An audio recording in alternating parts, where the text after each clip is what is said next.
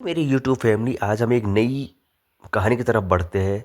जूते पॉलिश करने वाला का राज्य का भविष्य। एक जूते पॉलिश करने वाला राज्य, एक जूते पॉलिश करने वाला लड़का, वो कैसे अपने राज्य का भविष्य बना, कैसे उसने अपने राज्य को संभाला। ऐसा क्या करा उस इंसान ने जो आम एक जूता पॉलिश किया करता था। तो चलिए दोस्तों, इस कहानी को आरंभ करते हैं। एक प्राचीन नगर में एक साधारण सा व्यक्ति रहता था। एक प्राचीन नगर में एक साधारण सा एक प्राचीन नगर में एक साधारण सा व्यक्ति रहता था। हम जैसा, तुम जैसा ही था वो व्यक्ति, साधारण सा व्यक्ति रहता था, जिसे पूरा जिसे पूरा जिसे पूरा शहर जूता पॉलिश वाला कह के बुलाता था। और उसका नाम था, लेकिन उससे पूरा संसार क्या कहता था कि ये जूता पॉलिश करने वाला है। तो वो जूता पॉलिश करने वाला करके बुलाता था। फटे कपड़े, झुकी हुई आंखें, उसके कपड़े फटे थे, आंखें झुकी थी शर्म से, झुकी हुई आंखें, और हर किसी के सामने सिर झुका के बात करना। अब आदमी तो छोटा ही है ना कद का, तो वो सिर उठा के बात, झुका के बात करेगा। सिर झुका के बात करना। ऐसे भी हमारे बीच में कई लोग हैं, सिर झुका के बात करना उसकी पहचान बन चुकी थी। उसकी पहचान बन चुकी थी। राजा से लेकर मंत्री तक उसे, राजा तो राजा ही है, मंत्री भी, राजा से लेकर मंत्री तक उसे तुच्छ समझते थे। तुच्छ माने बहुत छोटा समझते थे, बहुत अपने से बहुत अलग समझते थे, तुच्छ समझते थे। हर हर किसी को यही आभास नहीं था कि वही व्यक्ति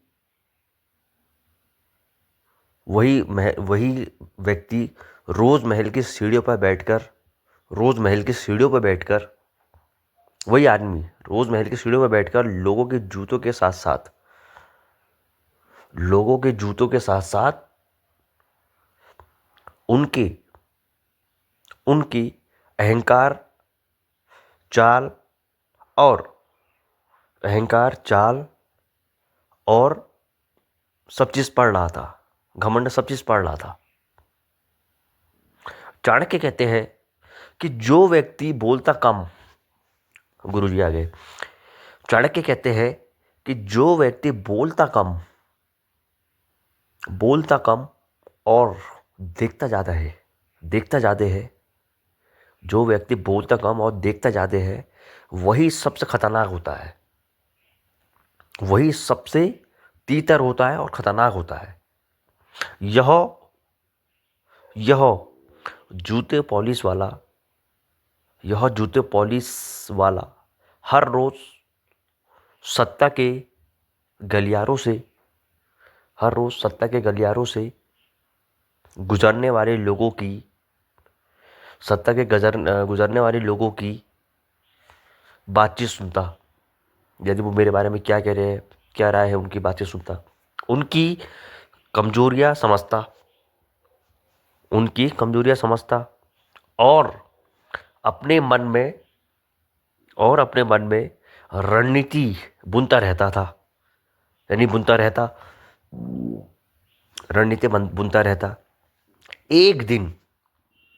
एक दिन राज्य में संकट आया। संकट बोले तो परेशानी आई। एक दिन राज्य में संकट आया, खजाना खाली होने लगा। और राजा का जो खजाना था वो खाली हो गया। और अपलाप कैसे हो रहा था, खाली होने लगा। पड़ोसी राज्य से युद्ध की आहट थी। राज्य से युद्ध की आहट थी और मंत्री एक दूसरे पर दोष डालने लगे। यानी ये तूने करा है, ये मैंने करा है, ये ऐसा है, ये फलाना है, ढिमकना है, एक दूसरे पर दोष डालने लगे। राजा घबरा गया। राजा ने कहा, अब क्या करूं भाई, मेरे तो मंत्री आपस में लड़ रहे हैं। उसी समय वही जूते पॉलिश वाला जिसकी वो मजाक उड़ाया करते थे वही जूते पॉलिश वाला दरबार में आया और बोला। वही जूते पॉलिश करने वाला दरबार में आया और बोला, महाराज, संकट बाहर नहीं भीतर है।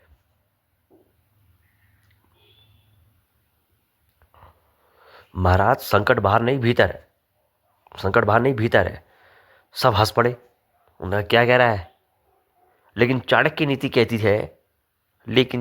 कहती है कि बुद्धि पद नहीं देखती। बुद्धि होती है वो पद यानी ऊंचाई नहीं देखती। पद माने ऊंचा, पद नहीं देखती। राजा ने उसकी बात सुनी और वह व्यक्ति एक एक कर मंत्रियों की सच्चाई सामने लाने लगा। मंत्रियों की जो सच्चाई थी वो सामने आने लगा। किसने खजाना लूटा? किसने राज दरबार का खजाना लूटा? किसने शत्रु से गुप्त समझौता किया?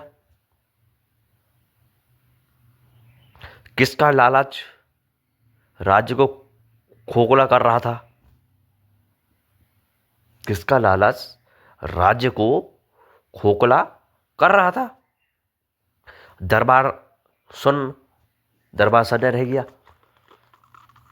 जिसे सब सबसे नीचा समझते थे वही सबसे ऊंचा सोच रहा था। जिसे लोग सबसे नीचा समझते थे वही सबसे ऊंचा सोच रहा था।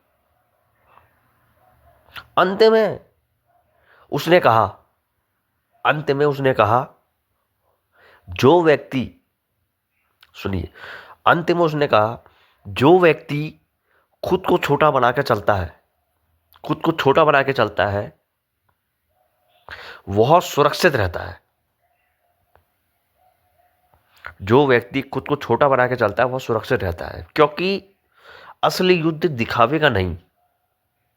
क्योंकि जो असली युद्ध होता है वो दिखावे का नहीं है, दिखावे का नहीं, बुद्धि का होता है, दिमाग का होता है, रणनीति का होता है। राजा ने उसे अपना सलाहकार बना लिया। राजा ने फिर उसको अपना सलाहकार बना लिया। सलाहकार बोले तो जो राजा की हर रणनीति को अपनाता और उसी पर राजा चलता, सलाहकार बना दिया। और वही जूते पॉलिश वाला जिसको लोग नीचे दिखाया करते थे, वो जूते पॉलिश वाला राज्य की नीति तय करने लगा कि ये काम ऐसे होगा, तुम वहां जाओगे, वो यहाँ आएगा, तो वो राज्य की नीति तय करने लगा।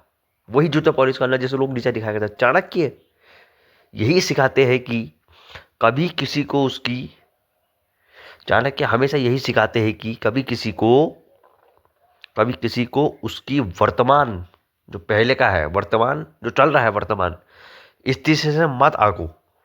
जो अभी उसका समय चल रहा है उससे उसको मत आको कि ये तो बहुत छोटा है, तू तो कुछ नहीं कर पाएगा, उससे मत नापो। क्योंकि शेर भी कई बार चुपचाप घास में बैठा